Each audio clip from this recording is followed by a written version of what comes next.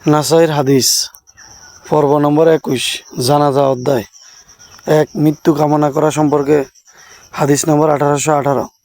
রাসূল সাল্লাল্লাহু আলাইহি সাল্লাম বলেছেন, তোমরা কেউ কখনো মৃত্যু কামনা করবে না, কেননা সে নেককার হলে হয়তো তার নেকি আরও বৃদ্ধি পাবে, আর বদকার হলে তার হয়তো তওবা দ্বারা আল্লাহ তাআলা সন্তুষ্টি অর্জন করতে পারবে। হযরত আবু হুরায়রা রাদিয়াল্লাহু তাআলা আনহু হইতে বর্ণিত। আবু ওবায়েদ রাদিয়াল্লাহু তাআলা আনহু হইতে বর্ণিত, আব্দুর রহমান বিন আওফ এর গোলাম ছিল। তিনি আবু হুরায়রাকে বলতে শুনেছেন যে রাসূল সাল্লাল্লাহু আলাইহি সাল্লাম বলেছেন, তোমরা কেউ কখনো মৃত্যু কামনা করবে না, কেননা সে নেককার হলে জীবিত থেকে নেকি আরও বৃদ্ধি করতে পারবে আর তার জন্য কল্যাণকর হইবে, আর যদি বদকার হয় তাহলে সে তওবার দ্বারা আল্লাহ তাআলা সন্তুষ্টি লাভ করতে পারবে। হাদিসটি নাসাইতে 1819 নম্বর রয়েছে।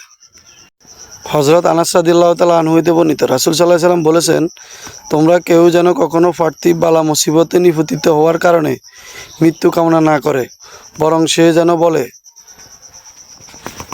হে আল্লাহ, যতদিন পর্যন্ত আমি জীবিত থাকা ও কল্যাণকর হয় ততদিন পর্যন্ত আপনি আমাকে জীবিত রাখুন, আর যখনই ও আমার মৃত্যু ও কল্যাণকর হয় তখনই আপনি আমাকে মৃত্যু দান করুন। হাদিসটি হযরত আনাস রাদিয়াল্লাহু তাআলা আনহু হইতে বর্ণিত। তিনি বলেন, রাসূল সাল্লাল্লাহু আলাইহি সাল্লাম বলেছেন, সাবধান, তোমরা কেউ যেন কখনো পার্থিব বালা মুসিবতের সম্মুখীন হয়ে মৃত্যু কামনা না করো। একান্ত যদি মৃত্যু কামনা করতে হয় তাহলে যেন বলো, হে আল্লাহ, আমার জীবিত থাকা যতদিন পর্যন্ত কল্যাণকর হয় ততদিন পর্যন্ত আপনি আমাকে জীবিত রাখুন, আর যখন আমারও মৃত্যুর কল্যাণকর হয় আপনি আমাকে মৃত্যু দান করুন। মৃত্যুর জন্য দোয়া।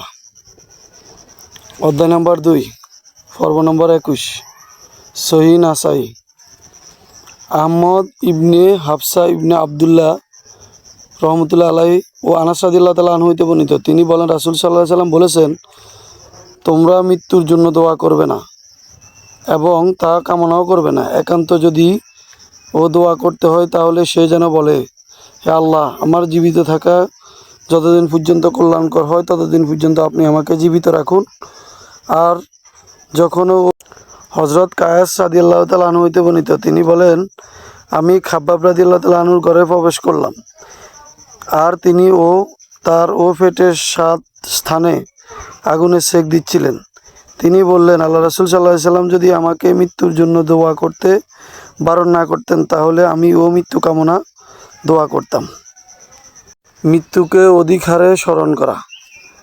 আবু হুরায়রা রাদিয়াল্লাহু তাআলা আনহু হইতে বর্ণিত, তিনি বলেন, রাসূল সাল্লাল্লাহু আলাইহি সাল্লাম বলেছেন, তোমরা সাদ এবং কর্তনকারীকে মৃত্যুকে বেশি এবং বেশি স্মরণ করো। হাদিসটি সহিহ নাসাইতে 1824 নম্বর রয়েছে। হযরত উম্মে সালামা রাদিয়াল্লাহু তাআলা আনহা হইতে বর্ণিত, তিনি বলেন, আমি রাসূল সাল্লাল্লাহু আলাইহি সাল্লামকে বলতে শুনেছি, তোমরা যখন মৃত্যুমুখী মানুষের কাছে যাও তখন তোমরা ভালো কথা বলবে, কেননা তোমরা যা বলো সে কথার উপর মালাইকা ফেরেশতা আমিন বলে।